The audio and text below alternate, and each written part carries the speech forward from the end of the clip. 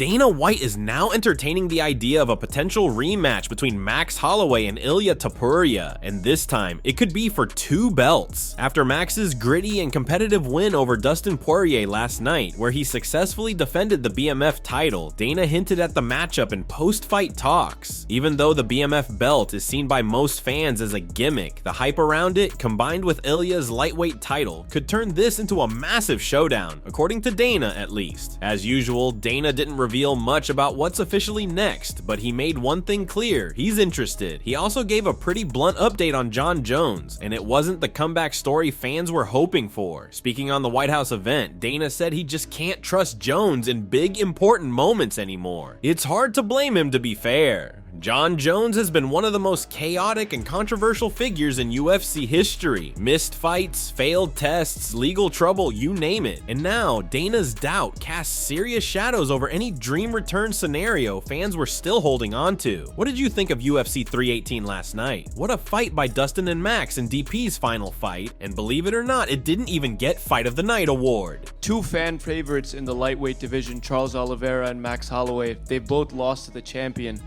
Ilia, are you open to doing a Max Holloway-Charles Oliveira fight for the BMF belt? Anything's possible. I like his idea, I like your idea. The great thing about that division is there's so many incredible fights that you can do. You know, you have Ilia, who's the champion, you got him with a BMF belt, and there's a lot of things we can do. Jon Jones says he wants to be on there too, and he says he would fight whoever the champion is at that time.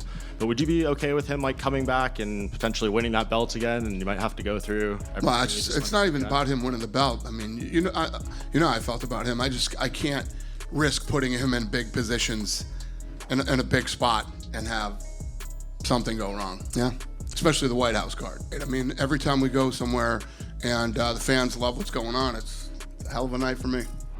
In a super awkward interview with a Spanish journalist, where Max Holloway and the reporter literally stared at the camera in silence for over 30 seconds, Max took the moment to call out Ilia Topuria, saying he's got unfinished business with the champ. And you can tell, Max isn't playing. He's hungry for that rematch. After that impressive performance over Dustin Poirier, his stock is soaring. His last 2 wins at lightweight just happened to be over 2 of the most dangerous guys out there, Gaethje and Poirier. But let's be honest, right now, the public isn't really screaming for Topuria versus Holloway 2. The real noise is around Ilia, facing either Paddy Pimblett for the fireworks and star power, or Arman Tsarukyan for the legitimacy and elite level chess match. And of course, the Islam Makhachev fight is one that will almost certainly happen down the line. Dana White himself has confirmed his interest in that matchup multiple times, and it's just a matter of timing. By the way, what do you guys think of the Islam matchup? Drop your predictions for that fight in comments below. Let's dive into the awkward interview. I will see what happens. You know, I have history with the undisputed champ. I had history with the guy that the undisputed champ just won. So there's a lot of fun fights for me up here. It's in the UFC court, and I'll be waiting. No, thank you guys for the support, and thank you for helping me clear up what I said during the week. So you guys are the man. Max Holloway, regreso con ustedes, compañeros.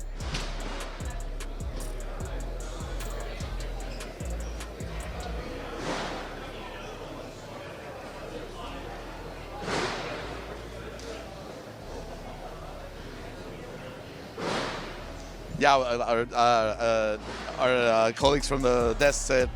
For sure, for do what he did to me, the first man to do it, of course I want revenge.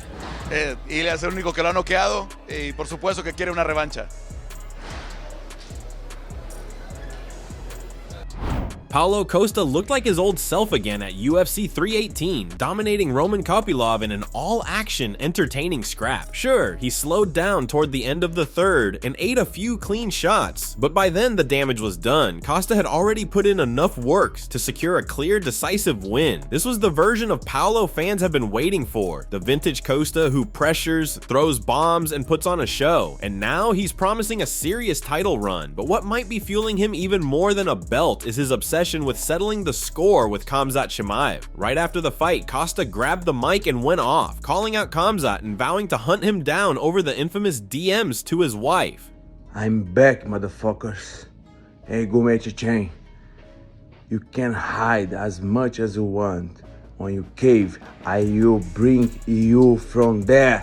The beef got even crazier just moments later when Khamzat jumped on Twitter and fired back with a wild claim of his own. It was she who wrote to me Habibi. The tension between these two is boiling over, and if the UFC books it, we're looking at one of the most heated grudge matches in the division. But until then, we've got a battle for the ages. Khamzat is taking on the undisputed king of the division, Dricus du Plessis, which is guaranteed to be an absolute banger. Let's dive into Paulo's reaction to Khamzat's wild claim that his wife messaged him first. For me, I don't want to upset you, but Khamzat has tweeted, and he said that it was your wife who DM'd him, and that you're lying. I'm certain. He's lying. Yeah. Will you go to Chicago to watch his fight and show the UFC that's how bad you want to fight him? Yes, I plan to do that. I plan to do that. If UFC allow me, I will be there in Chicago in a few weeks.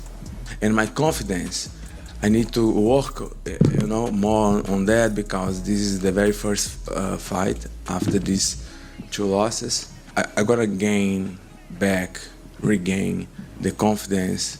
I was more conservative, for sure.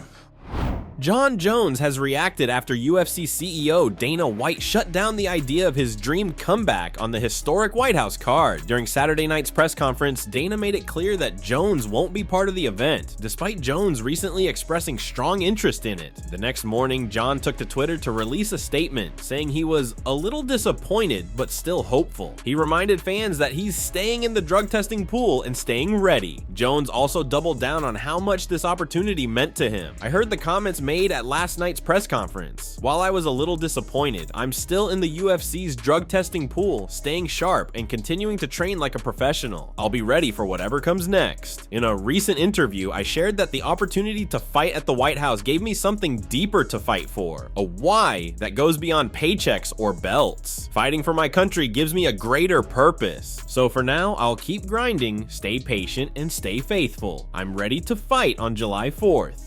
As for who's going to be holding the heavyweight title by July 4th next year, that's still very much up in the air. Sure, Tom Aspinall is the clear favorite to be the next dominant undisputed champ, but his rumored upcoming fight with Cyril Gane isn't some walk in the park. Gane might not have the wrestling pedigree to stop a guy like Aspinall on the ground, but on the feet, he's a serious problem. Fast, elusive, extremely technical for a heavyweight, he can absolutely give Tom issues if it stays standing. It's not official yet, but all signs point to that fight being next. There's no one else. So what do you guys think? Does Aspinall dominate like many expect, or does Cyril shock the world with a slick performance and steal that gold? Let us know. That's it from MMA Psycho. Thanks for watching. Don't forget to leave a like and subscribe for daily MMA news.